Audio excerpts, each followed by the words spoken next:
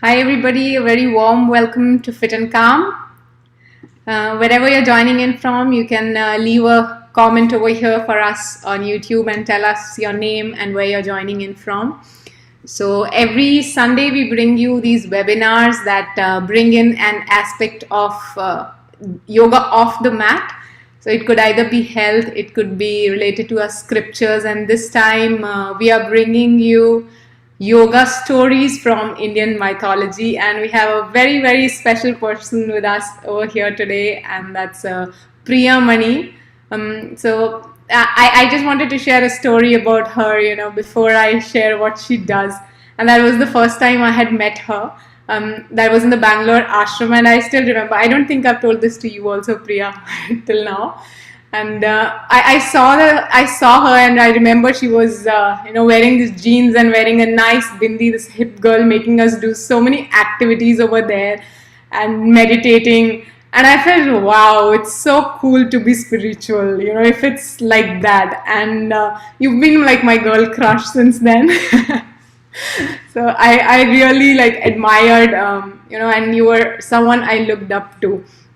And she's an amazingly creative person. She's the founder of the Little Desi Shop. She's an author as well, and an amazing storyteller. She's a breathwork coach. You'll get to hear the stories from her today. And she's written the Little Shloka book, and she works with the kids a lot, but her stories are applicable to anyone and just about anyone.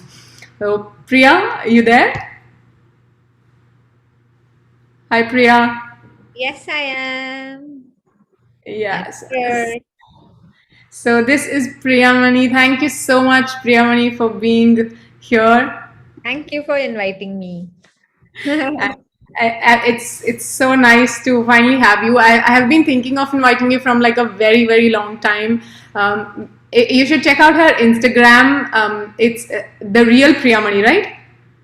Yeah, she's got like a lot of amazing stories about yoga. So I think all the stories that are there from the Indian mythology, it is yoga in true sense, because yoga is not just asanas. Although yes, that is a part of yoga, and yoga is much more than. And today it's Independence Day, so very happy Independence Day to all our Indian friends who are watching here. And we thought it will be really nice to do it today, because yoga knowledge is supposed to bring you things that take you to real freedom. Country is getting free, and then yes, it's a nice time to go for the freedom of the mind as well. So welcome, Priya, once more. Thank you, Kushi. I'm so happy to be here and I've planned a lot of things. Let's see how much time we have. Cool. So before we begin, can you just tell us a little bit on the importance of stories? I have personally loved stories ever since I was a kid, and even coming into yoga, like I literally loved listening to stories and connecting to the morals. But I wanted, like everyone else who's watching us live, to know what's the importance of stories when it comes to yoga, or when it comes to being like on a spiritual path as well. One of the most famous texts is the Bhagavatam, which is all about stories. It's all stories of Krishna, and it invokes such devotion and such introspection that it moves you from a place which is not from the level of logic.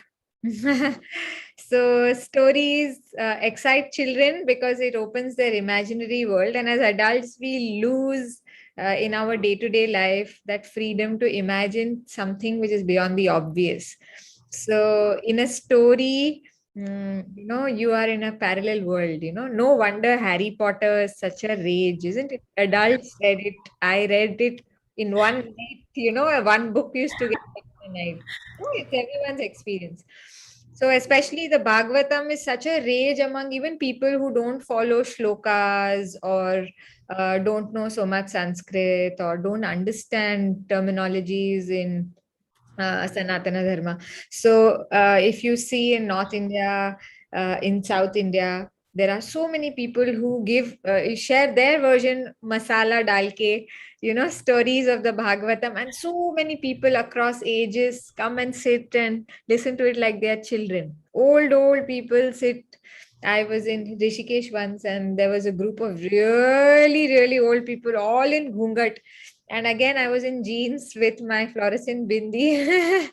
And mesmerized, and I had tears in my eyes because just stories just so full of devotion can move anybody beyond the barrier of age and culture.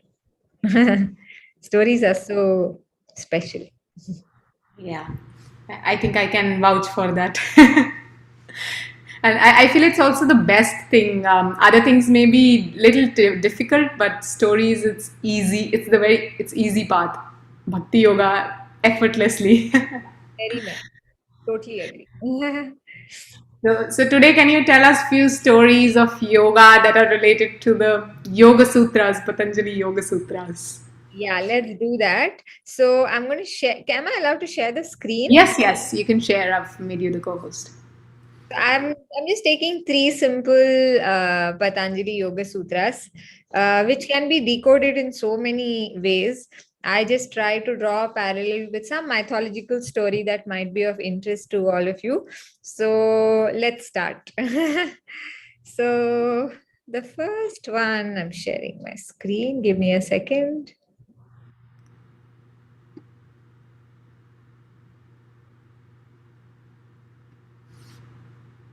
You're Can able to? you? Yeah. Yes. So this is Tasya Vachakaha Pranavaha. Now, and then this can be called Pranavaha. Pranavaha is the code word for Om, and Pranavaha is the energy that runs in the cosmos, in you and me. And Om is a very, very interesting sound. There's a lot of research done on it. So I'm going to tell you a story related to the Pranavaha Shakti or the Om Shakti. Huh? So this is the first sutra of Patanjali, which says, you are one who is, you align yourself with the Pranavaha, with the Om Shakti. So, there are many, many Upanishads, right? And one of the Upanishads is called the Maitri Upanishad. Om is described in many ways across many Upanishads. But in Maitri Upanishad, it's called a set of three. Okay, so set of three can be many, many things. You can create your own set of three. But in the Maitri Upanishad, it says, it talks about Sattva, Rajas, Tamas. As a yoga practitioner or an enthusiast, we are aware of a sattvic state of being, of food, and a rajasic state and a tamasic state. Yeah. Sattva is when you're all nice and good, well behaved. Rajasic is when we are a little restless. Tamasic is when we are a little lazy. So, but Om is not this. Om is beyond this. Okay, Om is beyond all three sets. So you have Sattva, Rajas, Tamas. Then you would have heard of the mantra Om Bhur Bhuva Suvaha, right? The Gayatri mantra, very famous. So Bhu Bhuva Suvaha. You know what these are? These are the three planes of existence, lokas. So Bhu is Prithvi Loka. Bhuvaha is Antariksha, the middle, where actually is the clouds and all that. And Suvaha is the Swarga Loka, where they say that the deities exist. You are beyond that also. So Om, A, U, and Ma, these three sounds says that you are beyond these three. Then what else are you beyond? We are beyond Stula Sharira, Sukshma Sharira, Karana Sharira. Okay, don't get too flustered by all these words. These are just show-off words. So Stula Sharira is our physical body, Sukshma Sharira is where our thoughts and emotions run, Karana Sharira is something that leaves you. When somebody passes, you say, इनके प्राण चले गए or they passed. What has passed? The body is here. No, something has left. That is Karana Sharira. So we are beyond even that. So the purpose of yoga is for us to connect beyond all this. Go through all this and then go beyond it. Be restless sometimes, be lazy sometimes, be wonderful sometimes, most of the times. But then know that you are beyond even that wonderfulness. So this is the sutra, which is super deep. Now a story. So there was once actually there were a set of three brothers, and they were called Tripura Suras. Okay, Asura is generally a demon. So Tripura, again three. Okay, so three of them. One was called Tarakaksha, Vidyunmali, and Kamalaksha. Okay, they were three brothers. Now they prayed and prayed and prayed, and they got this superpower that they never wanted to die. Now, this power cannot be ever, uh, this wish can never be fulfilled, because, that's the law. You can ask for anything, but not to not ever die. Okay. So they came up with a strategy that each of these three guys, these three brothers, will exist in these three different planes that I just told you about: Bhu, Bhuva, Swaha. Okay. And they wanted a fort, and one of them wanted a fort on Bhu, which is the earth, which was to be made of iron. Okay, now don't ask why. This is how it is, the story. Then in Antariksha Loka, the other brother wanted a fort made of silver. Again, don't ask why, but better choice than iron. And then the Swarga guy wanted a fort made in gold, the smartest of them all. At least he didn't say Bitcoin, he was not so smart also. So now, these three guys wanted three forts, and they said, at least give us a power that we can only be killed together. And it is said that these three lokas come in unison once in 1,000 years for 1 second. So the probability of them dying was very, very, very, very impossible. So that was the plan. Now, to kill them, because they were creating a ruckus, not only in Bhu, creating a ruckus in Antariksha, creating a ruckus in all three forts. Wherever they ruled that area and troubled everybody. Okay. Troubled means they wouldn't let people do yoga, they'll pull their hair, push them, I don't know what, something they would do. So everyone was like, good God, help us. And who do you pray to? Generally, you pray to a Vishnu or a Shiva, and they are best friends. So there is again this Brahma, Vishnu, Shiva is the other three. Okay, Om is all three. Okay, so we are trying to find how this story is taking us beyond the Pranava. So what happened? Shiva said, Chalo, we'll fight, but I can't do this alone. I need the help. I need to go beyond the three energies. So just Shiva will not be able to kill these three demons. So what to do? So Shiva created a chariot out of the earth. Earth, sun, and moon, by the way, these are also three. So I hope you're getting, and the whole story is all about threes, okay? And hence Om. So he made a chariot out of the earth, and the wheels are said to be the sun and the moon. Okay. And there were 4 horses. The only 4 in this were the 4 horses. You know who are the 4 horses? Try and put little logic. What is 4 in our Sanatana Dharma? Starts with V. Okay, they are the Vedas. There are 4 Vedas. Yeah. Kushpinder, you're on mute. So, yeah. Okay. Yes. Vedas. Technically, there were 3 Vedas. The 4th one is made from the first 3. So, anyway, we'll stick to 4 Vedas. So, the 4 horses were 4 Vedas. So, you need the knowledge to overcome these 3 states of consciousness, or whatever you call. Okay, so you need all knowledge. There are different kinds. Each Veda specializes in different knowledge. So, you need the 4 horses. The charioteer of the chariot was Brahma, because Shiva said, dude, I can't do this alone. So he called Brahma.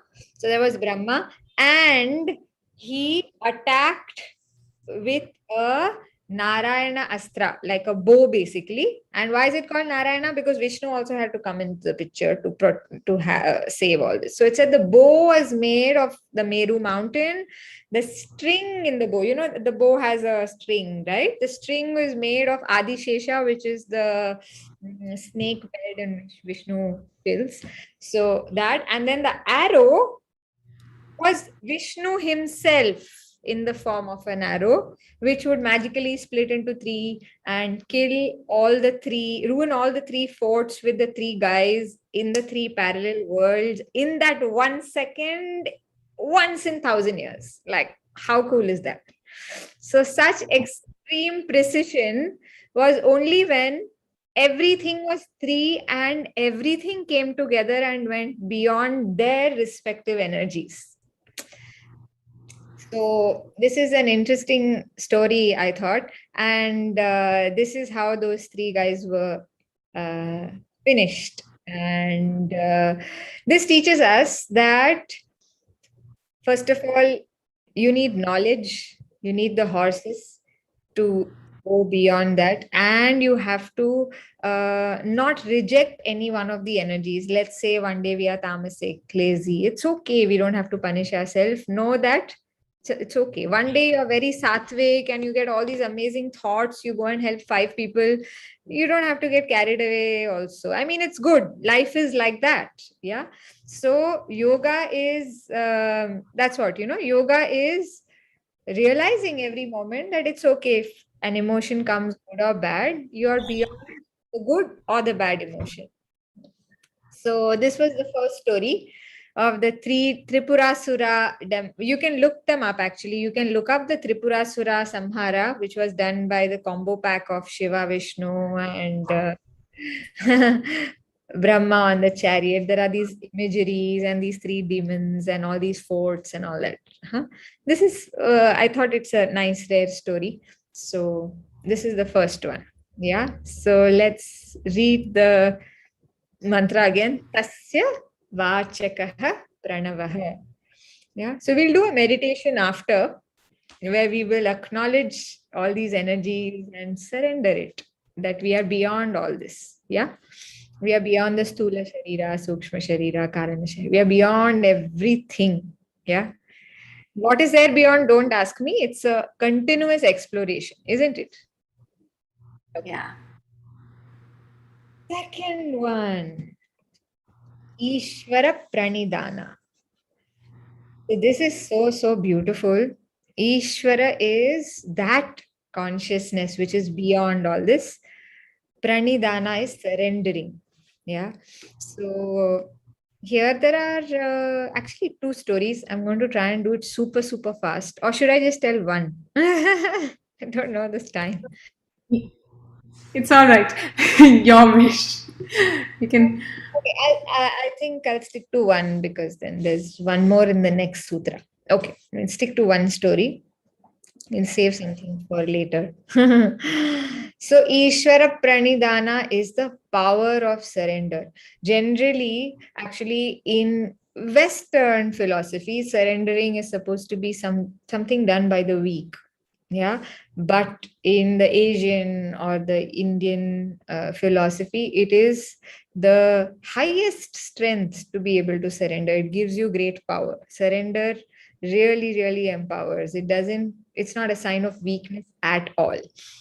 And there's a brilliant story in the Bhagavatam which talks about this. So there was this elephant called Gajendra. The story is called Gajendra Moksham. I am sure many of you have heard it. Have you heard it, Kushi? No, Gajendra? I haven't heard it. No. Beautiful story. So Gajendra was an elephant.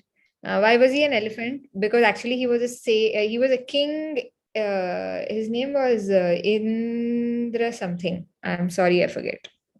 So he was a king before earlier life, and he was super rude to sage Agastya. And I think Agastya got pissed off and cursed him or something, and he became an elephant. So he was an elephant, but he was a special elephant who really loved, was a bhakta of Vishnu Bhakt. So this elephant was like a king of this mountain, and everybody loved him, and he was in the forest, and all was well. Okay. And one day he went to take a bath in the lake, and there was a crocodile in the lake which caught Gajendra's leg. So the immediate response, in the meanwhile, Gajendra had plucked a lotus, and when those times when sages used to take a bath, they offer water and think of the divine and offer it to their favorite Ishta Devata, whoever that is. So here he had plucked a lotus, thinking he'd offer it to Vishnu on his trunk, Gajendra. So the crocodile caught his leg, and obviously he was writhing in pain, Gajendra. And he's like, I'm an elephant, and I'm like a really famous elephant. I'll use all my power and I will get rid of my leg. I mean, get rid of the clutch of the crocodile. So this kept happening, and he suffered and suffered. And there were so many other elephants that came, but they couldn't help him because the crocodile's catch was so strong, and he was bleeding in his leg, and he was just focused on effort in his personal effort to do his best to get rid of the catch. And it went on for days, and he kept giving his best to, free himself, and it didn't work. Only finally, after weeks of crying and all this natak, he said, "Dear Vishnu, I give up." The moment he said, "I give up," Vishnu magically appeared in front. Because surrender has that power. Often we keep, thinking that, hey, I can do it, man. But the magic happens when we surrender. Yeah. Not that we don't give our best, but God is like, anyway, you think you can do it, then do it now. Means, why you want me to waste my time? Something like that, I guess. So Vishnu only showed up when Gajendra actually said, "It's not in my control. I give up. Whatever is best for me, may it happen." Immediately Vishnu appeared, and it is said Gajendra's hand was with his lotus, and he offered it to the Vishnu who appeared, and Vishnu took the Sudarshan Chakra and chopped off the head of the crocodile, and in a second Gajendra was free. And that moment he got moksha, Gajendra Moksha. This is the power of surrender. Yeah. Sometimes, of course, we have all the skills in us, but surrender makes us even more powerful than achieving what we think we can. So that, we end up achieving things that are even beyond our imagination. So that's the second sutra. And in yoga, surrendering is such a brilliant thing that can even be practiced on an asana level. When we're doing the asana and you're in the pose, you can just enjoy Ishwara, enjoy surrendering. It's just, then it makes the whole asana more than an exercise. It makes it a spiritual experience. And I'm sure that's what FitNCalm does for all of you. No? It's taking you beyond the asana. So that's the second sutra, which you should by heart. Okay. Ishvara Pranidhana. It's one of the niyamas, I think. Correct, no? It's one of the niyamas. Okay. The third one is a little bit of a tongue twister. So, Vastu Samye Chitta Bhedat Tayor Vibhakta Pantaha. Meaning, each individual perceives the same thing, object, in a different way according to their state of consciousness and mind at that moment. Now, this will make us super happy. Why? Because difference of opinion is what really tears the world apart. This sutra says this is how it is. In that moment, Vastu Samye, even if the object Vastu is Samye, same. Chitta Bhedat, the mind is Bhedat, Tyor Vibhaktaha Pantaha. Means there is no way that you can expect everyone to agree with you at all times. It's a silly expectation to have. So this gives us, so there's a nice story again. So stories will do justice to. I don't know if you know, it's an Indian fable. It's not a mythological story about the four blind men and the elephant. Have you heard of this story? Again, an elephant comes into the picture. Okay. So it's a very famous fable. Elephants bring me a lot of. Not heard of it, is it? Okay. I can even maybe read out a poem. I'll read it out because it's by, I should not say Firang. It's a derogatory term. So what should I say? I'll tell you who has written the poem. Let's see. 1 second. Give me a second. I have the poem with me. No problem. We had a couple of questions also, Oh, actually, in the okay. previous story. Oh, you have, okay, related to the previous stories? Yes. Okay, Yes. One was they said, why have sages not conquered their anger? that is their problem. So, actually, a guru's anger is also very beneficial. So you never know. In that moment, anger is necessary. Like a child deserves a slap if it's doing something really silly. A mother's anger is of great value at that. A parent's anger is so valuable, right? So anger is important. Yeah, we have not maybe understood why this Agastya was angry with Indrumnya, I think. I forget his name, the king. Indrumna, can't pronounce it. Yeah. So must be that king really, really did something nasty and he deserved a curse. So why get into that? Yeah. But yeah, by the way, the angriest sage was sage Durvasa. There's a sage, he was Durvasa, and he used to get angry at the drop of a hat. Not even a drop of, just generally he used to be angry, it is said. But he was very, very powerful also. He done amazing things. There's a very nice story on that also. I can't tell you all the stories, okay? It's all secret. I remember some of Durvasa stories, Krishna and Yeah, some really nice stories. yeah, there are a lot of Durvasa stories. He was the angriest of them all, if you really want to look him up. Mhm. But he was very powerful. Their anger had a purpose. It's okay, that's their problem. I think we can think of like souls on earth as naughty kids and Yeah, these. yeah, yeah. Everyone is moving towards that pranava, even a sage, right? So everyone is in the direction of going beyond the three au and ma energies. So the sage is maybe two steps ahead of you, but the sage is also in some journey, something like that. Yeah. Any other question? We had. Can you mention the name of the story so we can look it up? There was one more. First one, The first one, yeah. You said Tripura Sura story. Tripuras. Yeah, Tripura Asuras, there were three Asuras. So you can look them up. Oh, Tripura Asura, if you look up, you'll get the story. Yeah. So I'm going to read out the poem which tells us about the third sutra. Okay. The poem is written by John Godfrey Sachs. It's on the Hindu fable. It's an Indian fable, actually.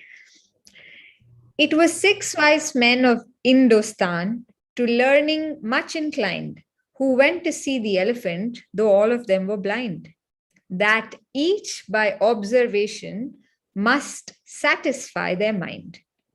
The first approached the elephant, and happening to fall against his broad and sturdy side, at once began to bawl, God bless me, but the elephant is very much like a wall. So the first guy thought an elephant looks like a wall. They were all blind men, okay? The second, feeling of the tusk, cried, Ho, what have we here? So very round, smooth, and sharp. To me, it's mighty clear. This wonder of an elephant is very much like a spear. So the second guy said, Arey, an elephant is like a spear. The third approached the animal, and happening to take the squirming trunk with his hand, thus boldly up and spake. I see, quoth he, the elephant is very like a snake. The fourth reached out his eager hand and felt about the knee. What must, what most this wondrous beast is like is mighty plain, quoth he. It's clear enough the elephant is very much like a tree. So this guy ended up touching the knee and he said, Arey, this is like a tree ka bark. They are all blind, right? So they are having their own opinions. The fifth, whose chance to touch the ear, said, A, the blindest man can tell what this resembles most. Deny the fact who can. This marvel of an elephant is very like a fan. The sixth no sooner had begun about the beast to grope than seizing on the swinging tail that fell within his scope. I see, quoth he. The elephant is very like a rope. Means he touched the tail and he said, Arey, elephant to rope jaisa hai. And so these men of Hindustan disputed long and loud, each in his own opinion, exceeding stiff and strong, though each were partly in the right and all were in the wrong. So oft in theological wars, the disputants, I ween, rail on in utter ignorance of what each other mean, and prate about an elephant that none of them have seen. Our life is like this. We know so little. It's said that 0.001% of what is in this universe is visible, but we think we know.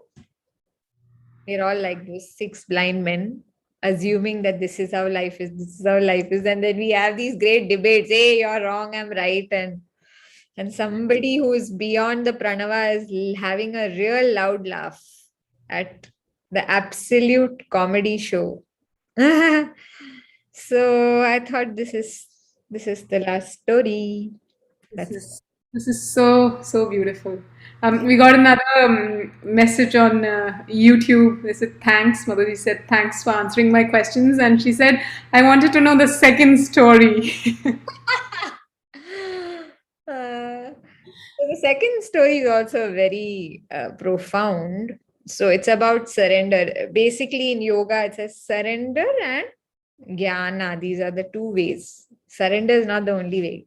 Jnana is also another way to achieve that state of mukti. No, Gajendra Moksham. No, so jnana and surrender. So it said there were two fish in the lake, and somebody put a net, and these two fish got entangled in the net. So one fish used the skill of surrender, and she kept surrendering that, hey, I'm not the body, I'm not the mind, I'm not all this. And she became smaller and smaller and smaller, and she became so small that she could wriggle out through the net, and she got saved. And jnana means you are not just this body, you are so much bigger. You are this whole universe, the entire intelligence of this consciousness is in you. So using jnana, the second fish thought about who am I, and became bigger and bigger and bigger, and became so big that it could tear apart the net and bounce out. So both the fish managed their exit. One used surrender and one used jnana. So nice, no? Yes, so very nice. choose what you like to use. I'm happy we got to hear the second story also. Saying, hope you write a book for children. She already has written, and she has written a shloka book, but I think, Priya, we also should have a story book by you also now, in your way. Maybe an audio book, that would be nice. Live workshops on Shlokas Made Fun, which has so many stories on different mythology based on the shloka. So we have 7 different editions, and we do this for kids across the world for ages 4 to 12. And it's great fun. Not only the kids enjoy, the parents also sneak in and hear all the stories because it is so valuable. So shlokas and stories is what we do. Shlokas Made Fun is what it's called. And other than that, yeah, you can explore all that in littledesi.shop. It's our website. You can check it out.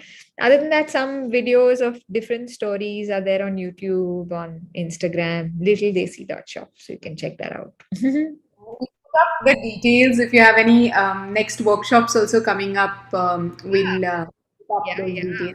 Yeah, We're also we're also getting comments. It's very beautiful. Thank you. And how can we get in touch about this?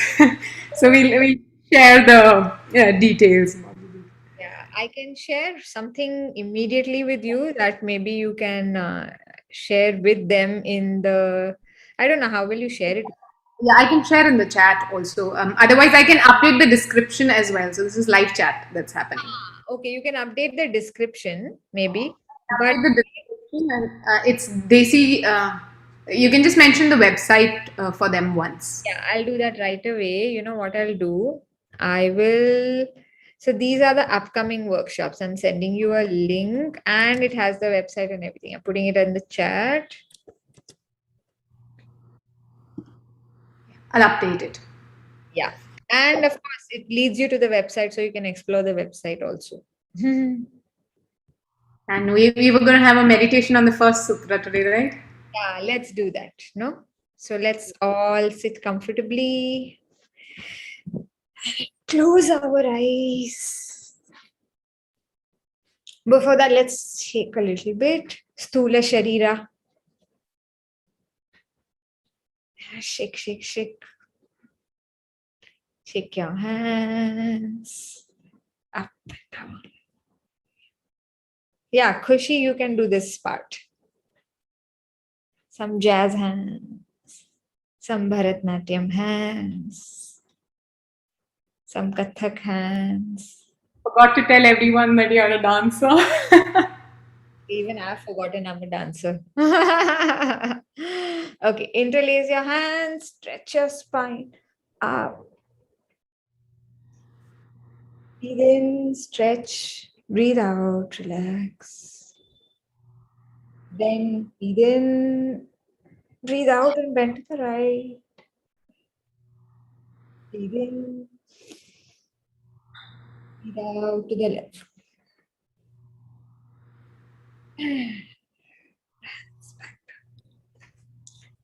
You can sit with your palms on each other or your knee or however. Keep your eyes closed.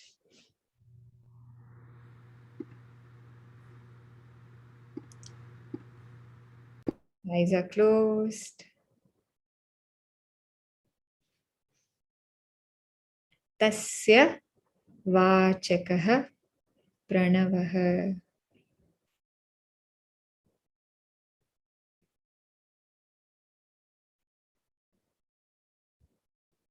We are beyond the three gunas.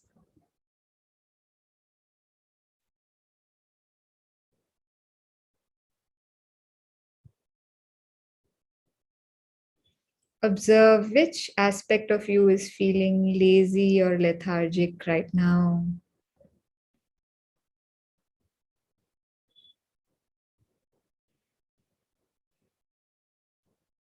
Is there any part of the body that's feeling lazy, lethargic, or the mind? You are beyond the tamas guna.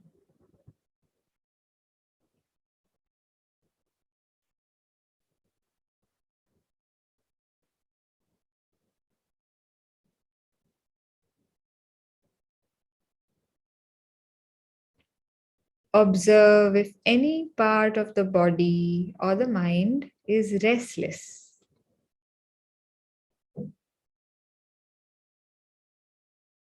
Are there many thoughts, or are you feeling fidgety in some part of the body?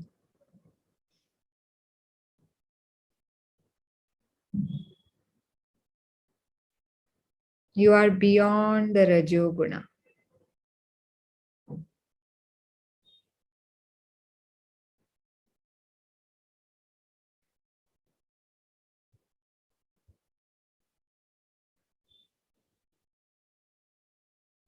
Observe which part is feeling calm and relaxed.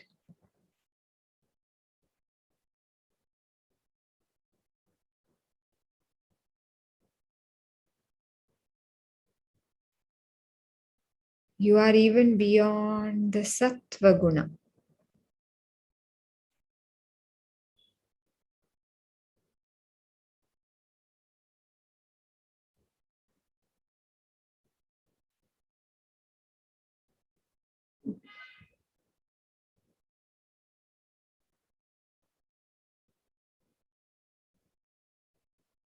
Let's breathe in and chant Om. Take a deep breath in.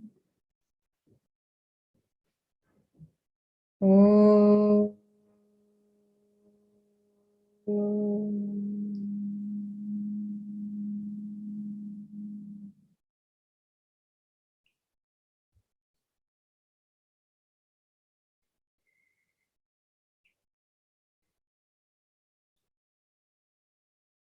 Now become aware of the earth element, the bhu, place where you're sitting, the room,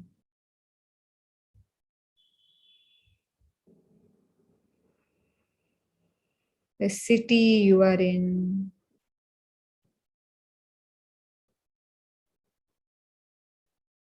the country you are in.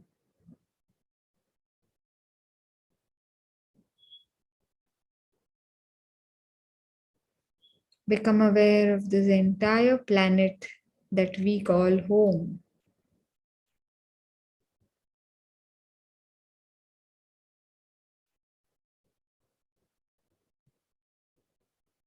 You are beyond this. Expand further to the bhuva space, the clouds, the sky, antariksha.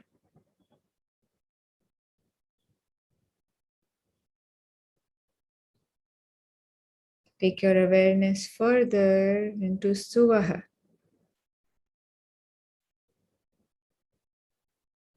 galaxy,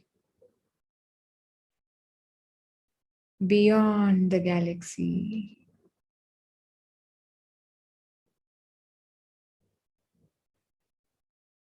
You are beyond all this.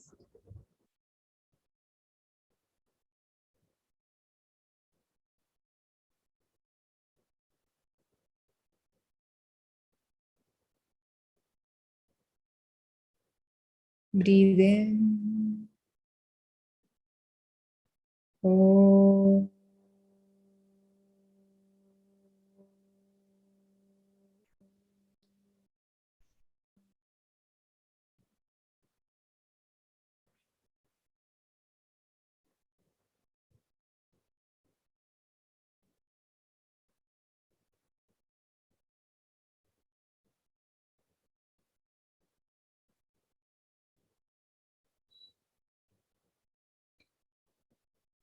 Your Karana Sharira encompasses this universe and beyond.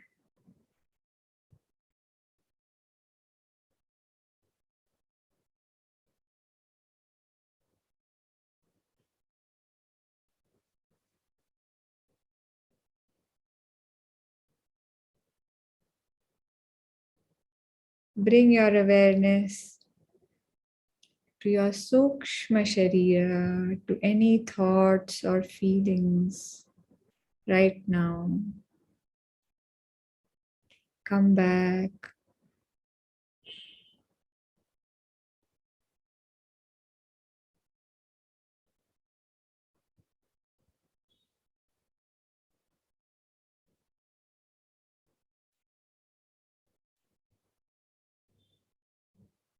Become aware of your Sthula Sharira, your entire physical body.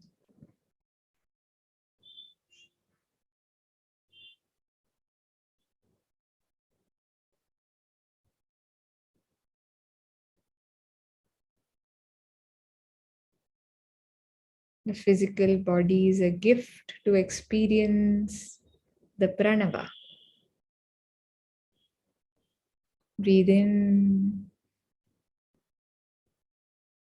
Oh.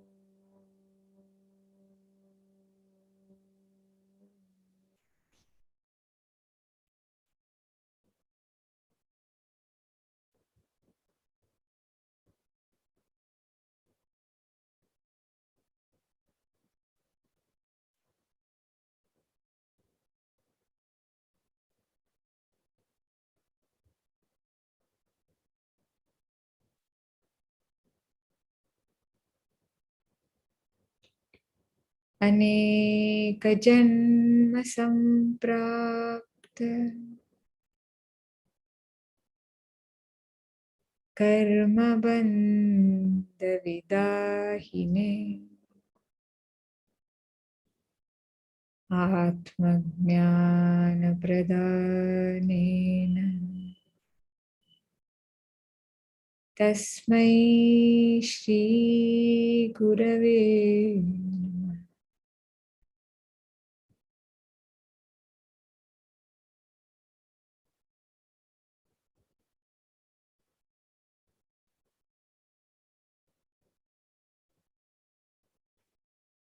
Take few joyful breaths in and out.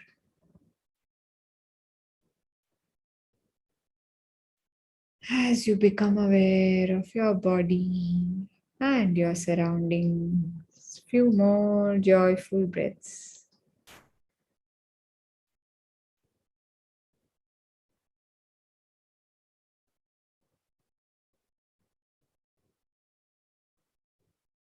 You have no idea what you are.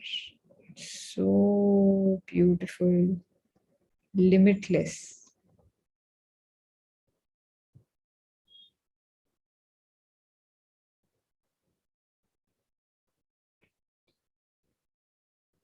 The big smile. Whenever you feel, you may open your eyes.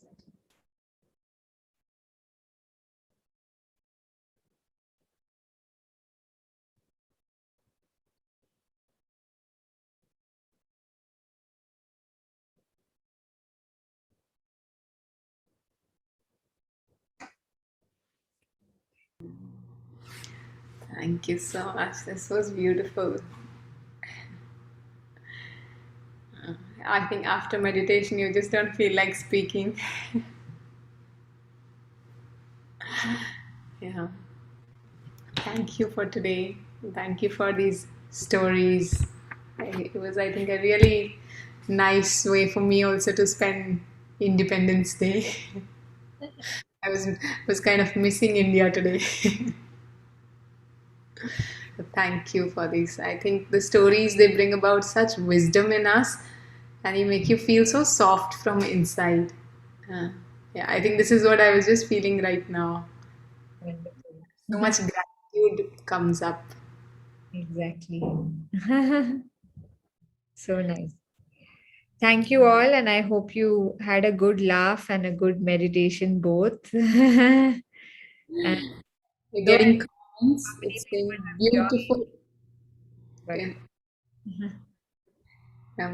Majid is saying it was beautiful. Thanks. I actually Majid is saying I have more stories for my grandkids. oh, amazing. Good, awesome. So, anyway, we'll share the website details also here and the link that you've shared as well. So, you can check out her Instagram, YouTube. Instagram is on the real Priyamani, and YouTube is Little Desi Shop, right? And the website also they're asking it's the littledesishop.com, correct? If they Oh. click the link that you've shared, it'll anyway take them to the website. I'll update the description also with everything, so you can check out her things. She's got a lot of beautiful stories on Instagram as well. I keep looking out for whenever she posts a new story. It's really nice for me to hear as well. Like even I haven't heard a lot of stories about the Hindu mythology growing up. Like the Sikh tradition, I've heard a lot of stories. They are amazing, beautiful stories. Of valor. I think we were talking. I got to connect you also with my family.